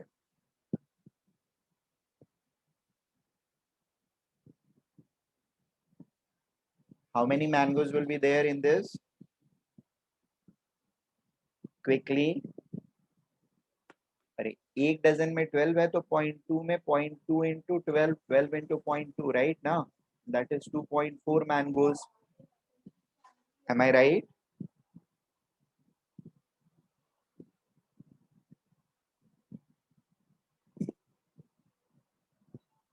Hello.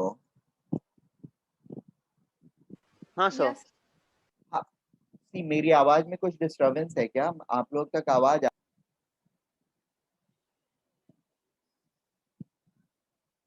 apart from this, I am also going to tell you two more formulas for calculating number of moles.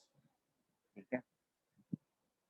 दूसरा वे जो होता है नंबर ऑफ मोल्स कैलकुलेट करने का, that is related to mass of substance. ठीक है. कैसे होता है? अब सी, सब्सटेंस जो है वो या तो प्योर हो सकता है या फिर मतलब कंपाउंड्स हो सकते हैं या एलिमेंट्स हो सकते हैं. ठीक है. अगर एलिमेंट है मतलब सारे एटम्स हम अज्यूम कर रहे हैं कि एक ही टाइप के होंगे, राइट. और कंपाउंड्स हैं तो जितने टाइप के एलिमेंट्स हैं उतने टाइप के एटम्स होंगे. और मास ऑफ सब्सटेंस के साथ there is something called which is formula mass और formula weight, which is associated with formula weight of any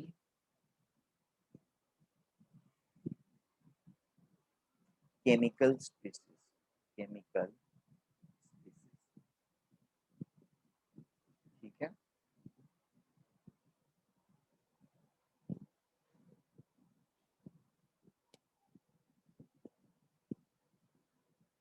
Yes, given mass by molar mass, right? Uh,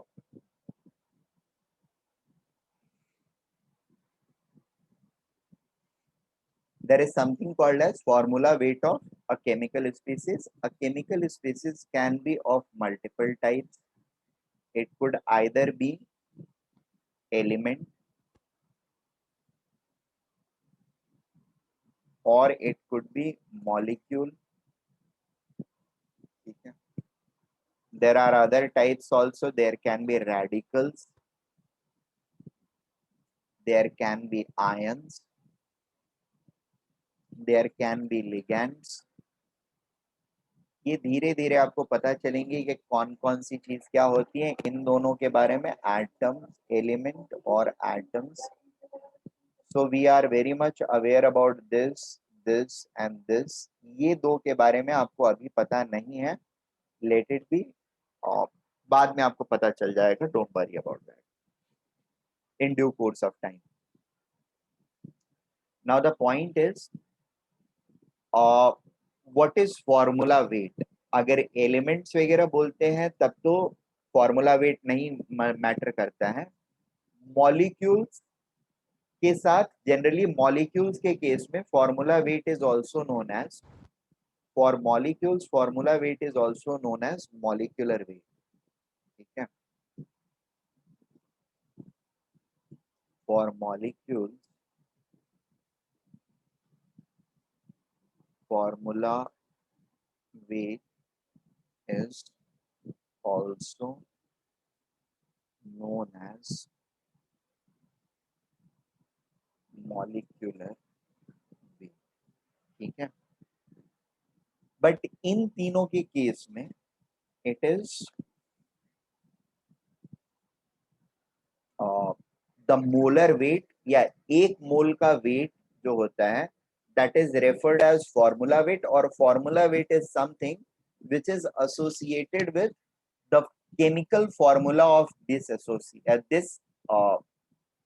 entities. ठीक है. so इनके लिए क्या है? the mass associated with chemical formulas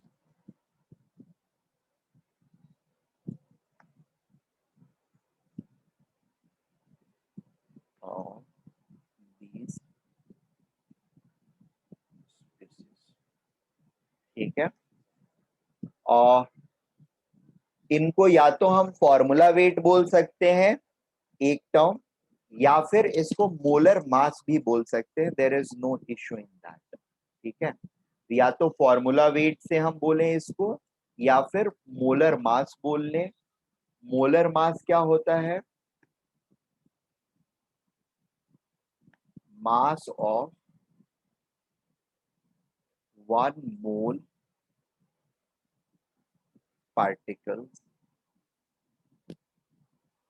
of any substance. ठीक है.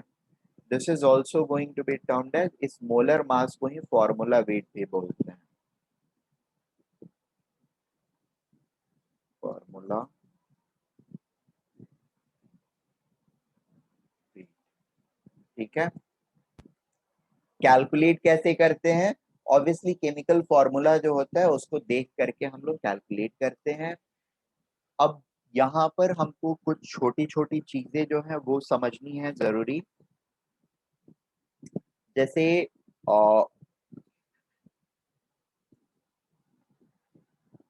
if I say what is the weight of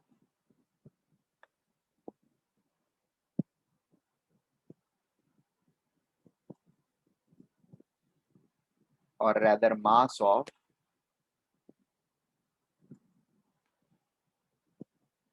one helium atom or one hydrogen atom? What will be your answer? Or one oxygen atom?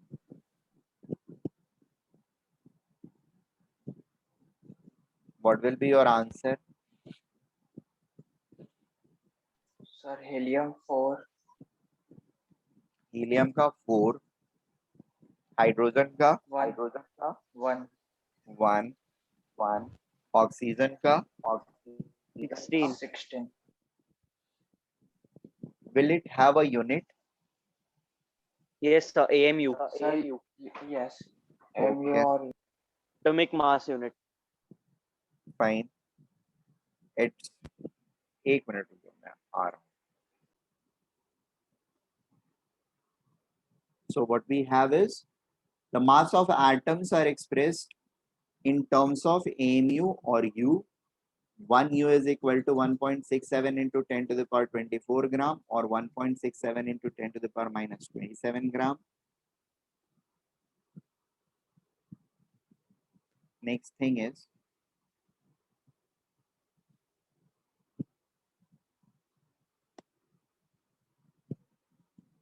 So what you said before was absolute. absolute mass expression या relative mass unit. Absolute mass unit and relative mass unit. ठीक है, तो अभी हम लोग ये लिखने वाले हैं. Yes, sir. Atomic mass unit, atomic mass unit, that is AMU or unified mass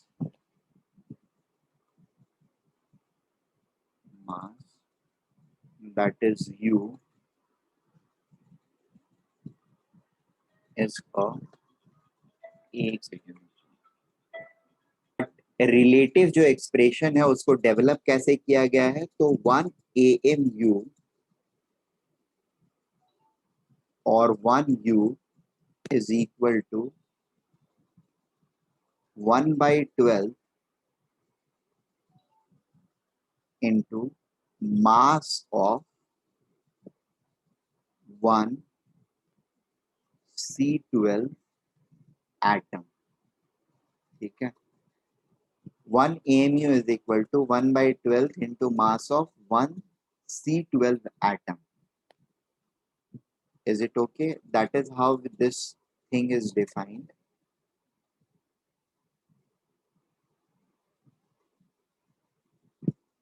अब इससे हमको मिलता क्या है, मास ऑफ 1 C12 एटम क्या हो जाएगा, it will automatically become 12 AMU. Is it okay? And mass of 1 mole of C12 atoms क्या होएगा, that will be 12 AMU into 6.022 into 10 to the power 23. 12 into AMU का वेट क्या है, 1.67 into 10 to the power minus 24 grams into 6.022 into 10 to the power 23. इन सबको multiply करेंगे, ये number multiply होकर के 1 हो जाएगा and this will turn out to be 12 gram. ठीक है. फर्दर बाकी किसी एटम को अगर के मास को अगर हमको एक्सप्रेस करना होता है, तो बेसिकली जब हम ये एक्सप्रेस कर रहे होते हैं कि जैसे सोडियम का मास है 23 AMU. सोडियम एटम का मास क्या है, 1 सोडियम एटम का मास है 23 AMU. That means what, this sodium atom is, और वी कैन से दैट, इसका मतलब क्या हुआ, इसका मतलब होता है mass of 1 sodium atom is mass of 1 sodium atom is 23 times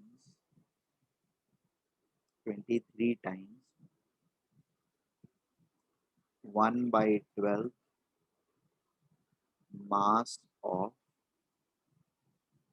1 C12 atom. Is it okay? और सर हाँ 23 times मतलब 1 AMU equals to 12th mass of C12 atom. तो राइट सर मतलब उसको 23 टाइम्स मल्टीप्लाई करेंगे तो 23 AMU आएगा. तो मतलब अगर हमने उसको 1 मोल में कन्वर्ट किया तो भी 23 ग्राम ही आएगा ना सॉल्विंग के बाद. राइट क्योंकि 1 AMU is equal to 1 gram. अगर 1 AMU एक अवोगाड्रो नंबर ऑफ पार्टिकल्स आ जाते हैं एक एक AMU के, तो it is going to be 1 gram. Sodium atoms के अवोगाड्रो नंबर ऑफ पार्टिकल्स आ जाएंगे तो it will become 23 AMU. Is it 23 AMU का 23 ग्राम हो जाएगा. राइट. Yes sir. नाइट्रोजन के लिए क्या होगा? नाइट्रोजन एटम का होता है 14 AMU. इसका मतलब क्या हुआ? 1 in atom is 14 times as heavier as 1 by 12 mass of 1 C12 atom. Right. ये डेफिनेशन हम लोग को समझ में आया.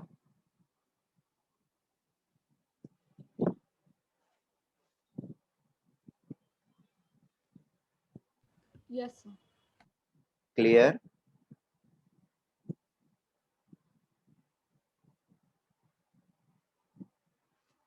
ठीक है. So we are going to stop over here itself. फिर 3 बजे से आप लोग का मैथ्स वाला लेक्चर रहेगा. तो will continue from here in next lecture tomorrow. Okay. Sir ये इसके स्लाइड्स भेजो.